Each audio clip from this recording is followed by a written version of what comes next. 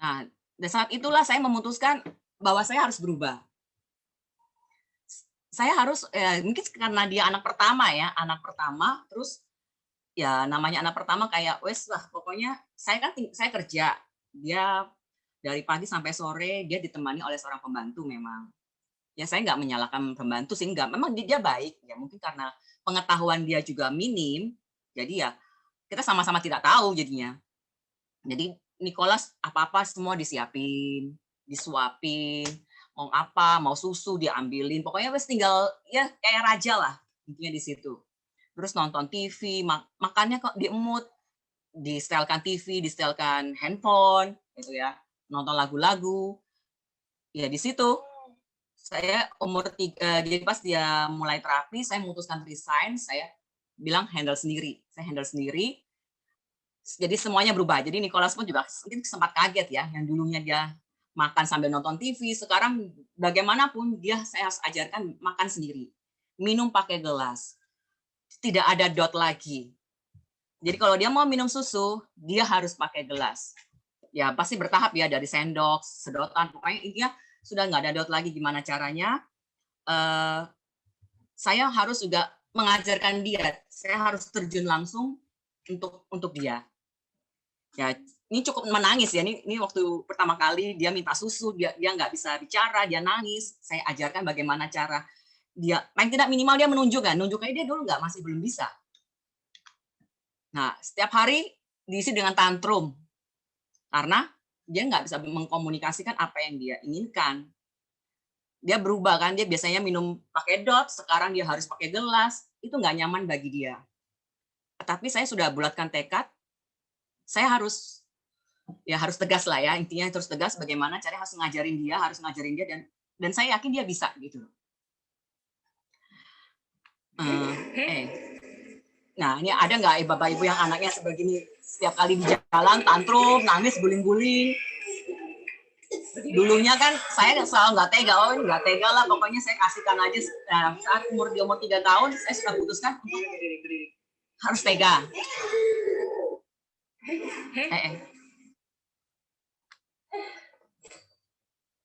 Ini Nicholas, ini juga dia pulang sekolah kaget. Dia kenapa biasanya minum pakai dot, sekarang dia harus pakai susu, nangis. Nah ini, jadi saya mulai mencari terapi. Pertama kali yang saya terapi adalah dulu neurosensorik. Mama Nicholas. Tunggu dulu. Neurosensorik mulai Juni 2017 sampai terakhir Maret sebelum pandemi. Pas pandemi ya, pandemi itu off ya. Terus ada edukasi mulai bulan Juli juga sampai sekarang masih. Sempat terapi bicara juga. Terus sensori integrasi, terapi ABA, okupasi. Itu yang non biomedis.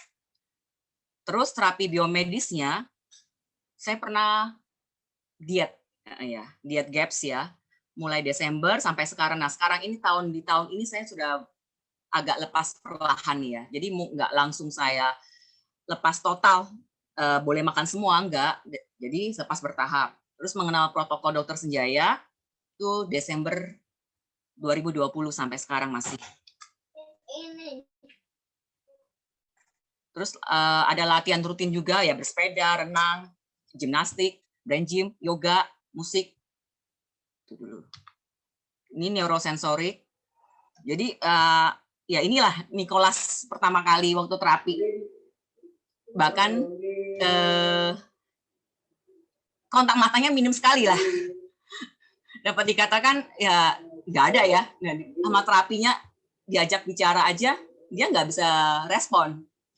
Apalagi sama saya dia. Jadi awal-awal terapi ya cukup shock ya, kaget juga, nangis juga pastinya.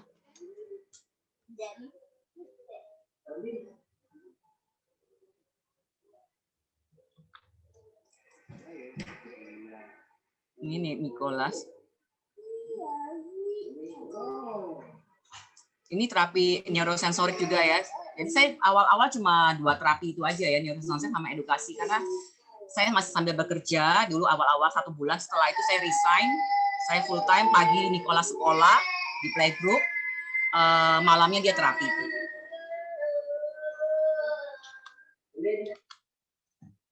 Nah, Nicholas kan juga mengalami gangguan ya, suara. Dia masuk hiper. Jadi kalau ada suara blender, vacuum cleaner, dia terganggu banget. Nah, di 1 tahun terapi, jujur saya sempat down juga ya. Ini anak kok belum ngomong, belum bicara, belum ada kata. Dan Nicholas Malah cukup aktif jadinya. Yang dulunya hipo, jadinya aktif. Jadi terutama sih aktifnya di luar ya.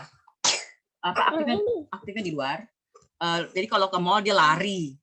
Tapi yang larinya itu yang dituju adalah eskalator, lift. Ya dia bermain lift, pencet-pencet lift. Eskalator dia lempar-lempar barang ke eskalator. Di situ. Nah, pas itu, jadi waktu Nicholas pertama kali terapi, saya juga sedang mengandung. Saya lagi hamil, anak kedua. Jadi Nicholas sama adiknya selisih 4 tahun ya. Nah, pas waktu adiknya lahir, ya sempat shock juga saya. Nicholas masih belum bicara. Ini adiknya masih umur 1 bulan, Nicholas masih belum bicara. Jadi hanya ya cukup sedih, bagaimana ya nanti dia bisa berinteraksi sama adiknya. Jadi cuma biabi si amak sayang. Seperti ini Nicholasnya masih. Cium. yang belajar. Nah, Sayang meme gimana sayang meme? Tidak gitu. Ya, adiknya kadang juga dia kan nggak betul paham ya. Ini adiknya, dikiranya ya barang, dikira boneka gitu loh. Yang belajar. Cantik memeku, meme. Tapi di usia Jangan dipukul, tidak sayang. 4 tahun 3 bulan. Nah, meme tidur ya, sayang. Di sini. Nah, ini 4 tahun 3 bulan. Inilah pertama kali Nicholas verbal. Tapi verbalnya hanya sekedar meniru apa yang dikatakan oleh terapisnya. Tapi kalau di rumah dia nggak ada bicara lagi, tidak ada kata-kata lagi, nggak ada. Ya kurang lebih 4,5 tahun di rumah dia baru mengeluarkan suara ya. Jadi ya kata-kata yang diajarkan oleh terapisnya.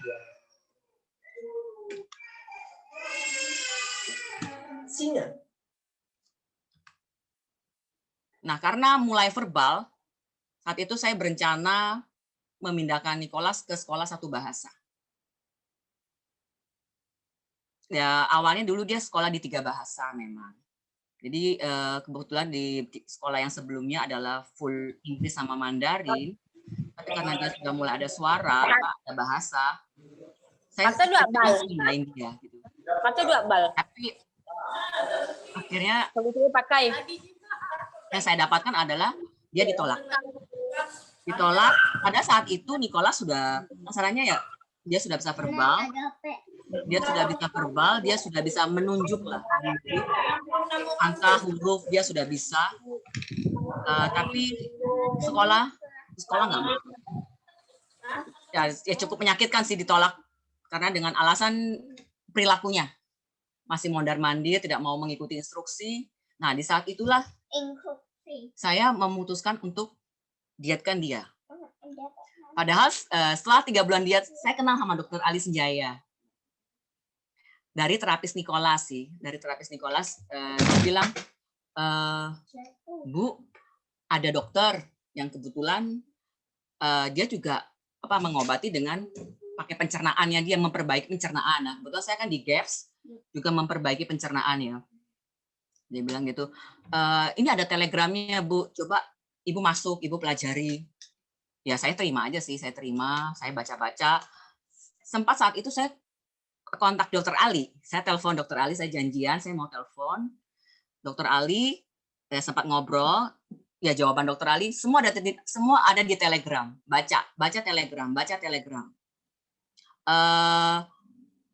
Ya saat itu saya belum memutuskan ya karena mungkin belum karmanya belum lunas ya, kata dokter Ali gitu. Jadi saya saat itu bingung, baca telegramnya banyak sekali, saya harus mulai dari mana, teorinya bagaimana tentang Bitcoin itu.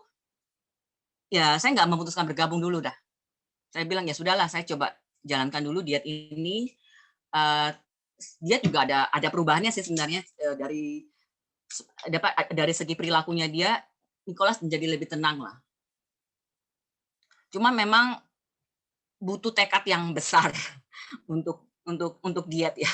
Untuk diet itu butuh tekad yang besar banget.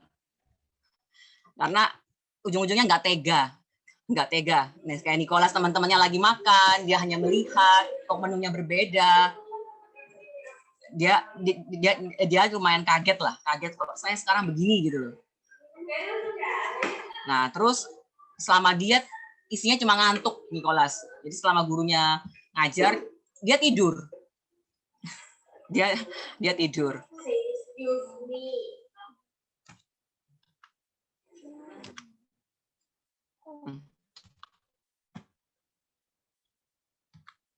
Nah, jadi proses diet dia jauh lebih tenang. Cuma ini ya, responnya masih lambat ya. Responnya lambat. Terus kontak matanya juga masih kemana-mana, dipanggil ulang tahun, dia juga nggak mau niup lilin, dia agak takut. Nah, ini saya juga nggak cuma sekolah yang ditolak, les juga ditolak ya. Saya sudah pernah ditolak semua 2 kali, ditolak, piano 5 kali, robotik 1 kali, ditolak semua. Pada saat itu sudah dalam kondisi diet, anaknya sudah tenang, cuma anaknya belum berkomunikasi. Dia cuma satu arah.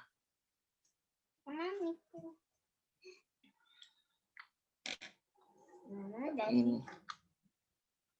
Nah, disinilah November saya kan berpikir lagi, saya sudah ditolak banyak tempat ya, sekolah juga ditolak, les juga ditolak. Apalagi apa yang harus saya lakukan? Saya berpikir lagi apa lagi? Nah, pas 8 bulan diet, Nicholas sering batuk pilek, kayak hidungnya buntu, kadang-kadang meler. Jadi dan itu jam-jam tertentu aja, jam-jam tertentu terutama di pagi hari. Dan di sekolah saya bolak-balik dapat laporan dari guru, ini anak pilek ya Bu ya. Saya bingung pilek. Padahal di rumah nggak apa-apa gitu loh. Di rumah nggak apa-apa, tapi kenapa kok di sekolah setiap kali pagi hari, dan itu berlangsung cukup lama. Nah, di saat itulah saya memutuskan, aduh ini kenapa ya? Apa yang salah? Padahal makanannya dia sudah, kasarannya ya sudah terjaga lah ya, dia nggak makan sembarangan. Tapi kenapa dia kok bolak-balik batuk pilek gitu ya? Batuk pilek kenapa begitu? Nah seperti ini, kayak dia presentasi kayak gitulah. Ini belum dokter Ali ya, jadi gini pilek-pilek gitu, kayak orang nangis gitu, sering seperti itu. Nah, saya mencari tahu terus. Akhirnya saya coba untuk ke dokter gigi ya. Kan memang saya tahu giginya bermasalah. Cuma saya belum pernah membawa dia ke dokter gigi gitu. Saya nggak pernah bawa dia. Coba saya datanglah ke dokter gigi lah. Hitung-hitung coba lihat responnya dia bagaimana. Ini kan sudah diet. Coba gimana lihat responnya dia. Ternyata responnya luar biasa. Peralatan dokter gigi semua dilempar. Dia nggak mau duduk di kursi. Jadi butuh dipegang beberapa orang suster, dan itu juga masih nggak bisa juga, masih lempar, dia nggak bisa. Jadi datang dokter gigi pertama kali cuma tambal 1 secara manual. Yang kedua gagal karena dia ngamuk, lempar. Yang ketiga saya bawa terapisnya dia, dan itu berhasil. Jadi the power of terapis, tambal 6 gigi langsung sekaligus. Nah, oleh dokter gigi itu disarankan untuk pakai pasta gigi fluoride. Nah, saya agak-agak takut ini, fluoride apakah aman untuk ABK? Akhirnya saya bertanya kepada seorang teman yang kebetulan dalam satu grup GAPS juga, dia seorang dokter gigi. Saya tanya, apakah fluoride benar aman ya untuk ABK? Kan anakmu juga ABK nih, kita sesama orang tua ABK lah. Saya nggak ngomong satu dokter, sama orang tua. Pertanyaannya dia, Nicholas alergi fluoride enggak? Saya kaget. Bagaimana saya tahu ya? Kan nggak mungkin saya periksa dia alergi fluoride atau enggak. Ibu nggak tes Asira? Saat itu dia bertanya seperti itu. Hah, Asira? Asira kan punya dokter Ali. Iya, punya dokter Ali. Kok ibu tahu dokter Ali? Ya kemarin barusan seminar. Kebetulan tuh itu di Lampung ya, di Lampung. Nah itu saya diingatkan lagi, dokter Ali yang kapan hari saya sempat telepon. Tapi saya tidak ngambil kesempatan itu. Saya sempat telepon. Oke lah, saya cari lagi tentang dokter Ali. Saya masuk ke Telegramnya dia. Saya baca, saya cari di Google seminarnya dia tentang Asira. Saya coba dengan suplementasinya dia. Saya dulu saat itu belum kontak dokter Ali lagi, enggak. Saya coba aja, saya ikut-ikut aja dengan suplementasinya dia.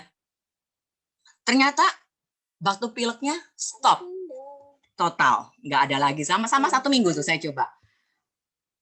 Langsung saya lanjutkan ke tes Asira. Disitulah saya ikut protokol Dokter Senjaya secara lengkap, yaitu Desember 2019. Mungkin bisa ke yang lain dulu ya, Bu Mingfe. Nggak kelamaan.